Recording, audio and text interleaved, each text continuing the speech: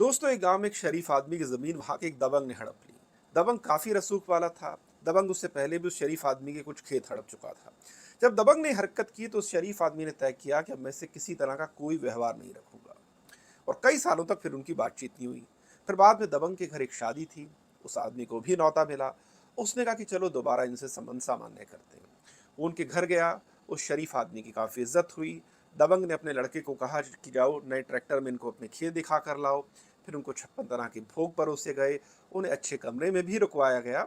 और इससे शरीफ आदमी काफ़ी खुश हो गया। उसने काफ़ी सम्मानित महसूस किया। अब जब ये आदमी घर लौटा और काफी उत्साहित था तो लोगों ने कहा कि सम्मान तो अपनी जगह है, लेकिन क्या तुमने दबंग से अपनी जमीन के बारे में बात की जो उसने हड़प रखी है?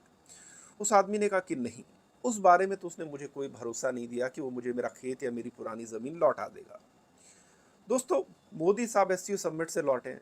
और मुझे लग रहा है कि कुछ कुछ भारत के साथ भी उस शरीफ आदमी वाली स्थिति ही हुई है। भारत से तमाम तरह की बातें चीन ने की, लेकिन चीन ने इस बारे में कुछ नहीं कहा कि पूर्वी लद्दाख में 2020 के आसपास जिसने तकरीबन 4000 स्क्वायर किलोमीटर के आसपास की जो जमीन हड़प रखी है, क्या वहां से वो डी एंगेजमेंट करेगा, क्या वहां से वो अपने सैनिक हटाएगा?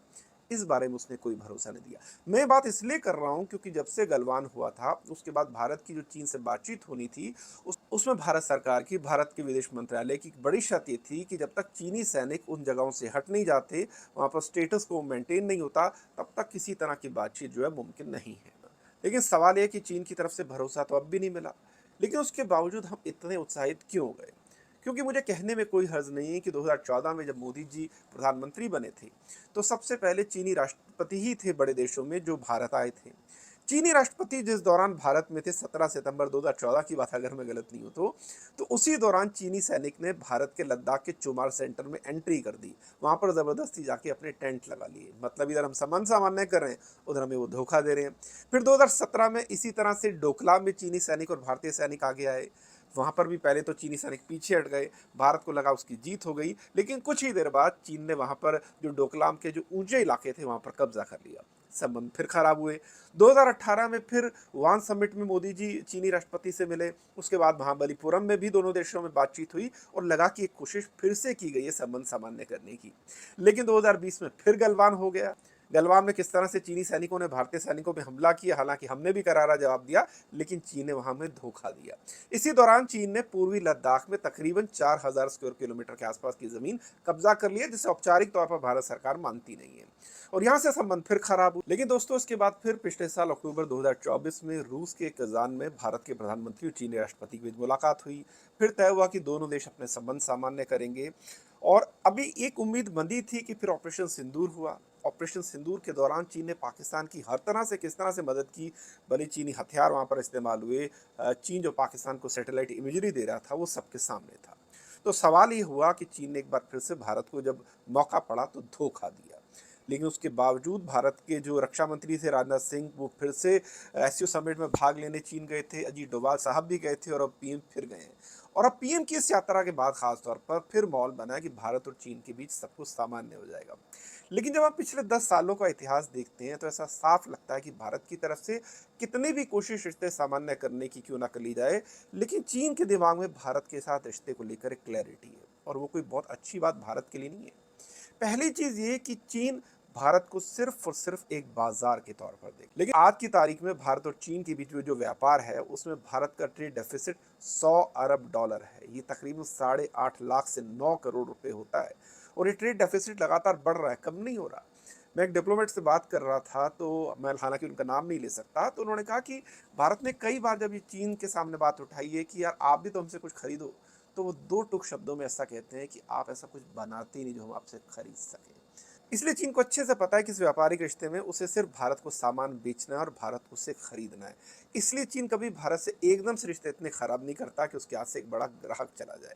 तो ये तो व्यापारिक रिश्तों की बात है। अब दूसरी तरफ देखिए कि भारत की जितनी भी रेड लाइंस हैं, चीन किसी का सम्मान नहीं करता। चीन आज भी अरुणाचल को दक्षिण तिब्बत मानते उस पर अपना दावा करता है, 90,000 स्क्वायर किलोमीटर के आसपास की ज़मीन पर। इस चीन ने अक्साई चीन पर जो कब्जा किया हुआ है वो उसे छोड़ने के लिए तैयार नहीं है। चीन लद्दाख के कई इलाकों पर भी अपना दावा करता है, जैसे मैंने कहा ईस्टर्न लद्दाख में जो उसने ज़मीन कब्जाई है वो छोड़ने के लिए तैयार नहीं है। चीन भारत के इस एतराज़ का भी सम्मान नहीं करता कि भैया पीओके भारत का हिस्सा है और उसमें जो तुम अपना सीपीसी प्रोजेक्ट है वहाँ से मत गुजारो, चीन उसकी परवाह भी नहीं करता है। लेकिन चीन की धमकी ये है कि ताइवान को तुम्हें हमारा हिस्सा मानना पड़ेगा और उस पर भारत की कोई आपत्ति बर्दाश्त नहीं की जाएगी। आप देख रहे हैं किस तरह का रिश्ता है। ये ऐसा रिश्ता है जो सिर्फ और सिर्फ चीन की शर्त पर चल रहा है। चीन राजनीतिक तौर पर जो भारत से मनवाना चाहता है मनवाता है, और आर्थिक तौर पर तो उसे पता ही है कि इस रिश्ते में वो कहाँ है और भारत कहाँ। इसलिए मैंने कहा कि जब आप किसी पर एकदम से बहुत ज़्यादा आर्थिक तौर पर निर्भर हो जाते हैं अपने व्यापार को लेकर, फिर वो आदमी हर तरह से टर्म्स डिक्टेट करता है। चीन को आज अच्छे से भान हो गया है कि भले ही वो डोकलाम कर ले, भले ही वो पूर्वी लद्दाख के कुछ इलाकों पर कब्जा कर ले, उसके बावजूद भारत व्यापार नहीं रोकेगा। क्यों नहीं रोकेगा? क्योंकि भारत की उस पर निर्भरता है, और निर्भरता कम होने वाली नहीं है, घटने वाली नहीं है, ये और बढ़े। अब आते हैं इस एससीओ समिट से निकले एक और पक्ष की तरफ। लगातार इस पूरे समिट के बाद जिस तरह से भारत के प्रधानमंत्री, रूसी राष्ट्रपति और चीनी राष्ट्रपति की तस्वीरें आई, तो डोनाल्ड ट्रंप का मजाक उड़ रहा है। मजाक उड़ना भी चाहिए, लेकिन इस पूरे मजाक के पीछे एक बड़ी तल्ख हकीकत भी है। तल्ख हकीकत ये है कि अमेरिका अभी भी उन देशों में है जिनके साथ भारत का ट्रेड डेफिसिट नहीं है, बल्कि भारत प्लस में है। भारत अमेरिका को 87 अरब डॉलर के आसपास का सामान बेचता है, और अगर मैं गलत नहीं हूँ तो उससे 41 अरब डॉलर के आसपास की चीज़ें खरीदता है, मतलब 44-45 डॉलर भारत ज़्यादा खरीदता है। अब ऐसे देश के साथ अगर आपके रिश्ते ख़राब हुए हैं, या और हो सकते हैं क्योंकि ट्रंप ने भी कई और चीज़ों पर टैरिफ नहीं लगाया, अगर लगाता है तो भारत एक ऐसे देश को खो बैठेगा जहाँ पर वो सबसे ज़्यादा सामान बेचता है। और ये कोई छोटी मोटी बात नहीं है, जैसा कि हमने पहले भी जिक्र किया था कि रातों रात ये बाज़ार जो है नया बाज़ार बनाना कोई आसान नहीं होगा। तो एक तो ये बड़ी चुनौती, इसलिए उस ट्रंप का हम कितना मजाक उड़ा सकते हैं, अमेरिका के कितना मजाक उड़ा सकते हैं, ये हमें खुद सोचना होगा। और दूसरी बात जो अगेन बड़ी चिंता की बात है, हमारी निर्भरता सिर्फ व्यापार को लेकर नहीं है। अब अमेरिका में 50 लाख भारतीय रह रहे हैं, उसमें 10 लाख से ज़्यादा भारतीय ऐसे हैं जो ग्रीन कार्ड के लिए जिन्होंने अप्लाई किया वो इंतज़ार कर रहे हैं। आपको बता दें कि अमेरिका जिन देशों को B1 वीज़ा अलॉट करता है उनमें 72% भारतीय हैं। अमेरिका में L1 वीज़ा जिन देश के लोगों को दिया जाता है उसमें 80% भारतीय हैं। तो आप समझ रहे हैं कितनी बड़ी निर्भरता भारतीयों की भी अमेरिका को लेकर है। अमेरिका उनके साथ अमेरिका या ट्रंप क्या सलूक करेंगे इसकी भी कोई गारंटी नहीं है। तो इसलिए दोस्तों मुझे ना ये सारी विदेश नीति की जो चीज़ें हैं ना ले देकर इस चीज़ पर आ जाती हैं कि भैया आप दूसरों पर कितना डिपेंडेंट है।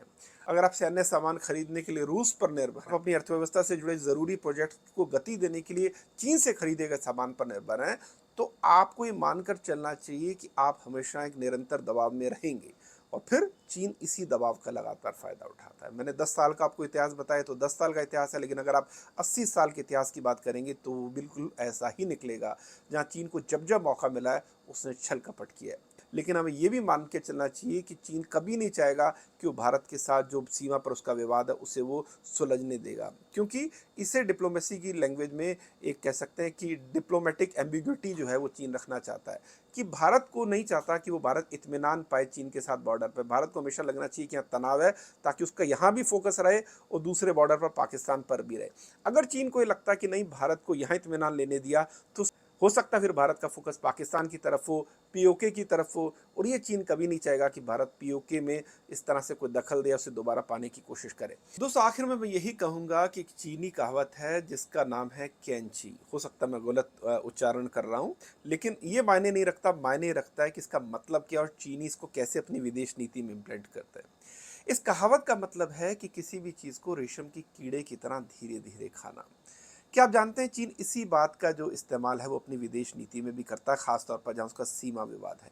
उसका मानना है कि किसी भी देश से अगर आपका सीमा विवाद है तो एक बार उसकी ज़मीन हड़पने की बजाय आप उसको धीरे धीरे धीरे एक एक इंच करके उसको हड़पिए। इससे हंगामा भी नहीं होगा और आप अपना मकसद भी पा। दूसरे शब्दों में सलामी स्लाइसिंग या क्रिपिंग एक्सपेंशन भी कहते हैं, मतलब धीरे धीरे आगे बढ़ना, किसी चीज़ पर कब्जा करना। या सलामी स्लाइसिंग का मतलब सलामी को भी धीरे धीरे काट के उसको पूरी तरह से हजम करना या उसको खा जाना। तो चीन ये लगातार रणनीति भारत के साथ अपनाता रहा है। जैसे हमने डोकलाम का जिक्र किया, पूर्वी लद्दाख का जिक्र किया, उससे पहले वो अक्साई चीन भी हड़प चुका है। तो ये उम्मीद करना कि चीन उन क्षेत्रों को छोड़ देगा जहाँ पर वाज दावा करता है बड़ा। इसलिए मैं कह रहा हूँ कि एससीओ समिट में जो भी कुछ हुआ, हाँ, उससे थोड़ा खुश हो जाइए कि अमेरिका थोड़ा दबाव महसूस कर रहा है, लेकिन इसे इस रूप में देखना हमें बंद कर देना चाहिए कि चीन से हमारे जो संबंध है वो दोबारा सामान्य हो गए या इससे हमने कुछ बहुत हासिल कर लिया है, क्योंकि जो चीन करता रहा है या जो उसकी फितरत है वो सबके सामने है। इसलिए खुद को मजबूत कीजिए, तभी दूसरे की इस तरह की चालाकियों से बच पाएंगे, वरना धोखे पे धोखे मिलते रहेंगे।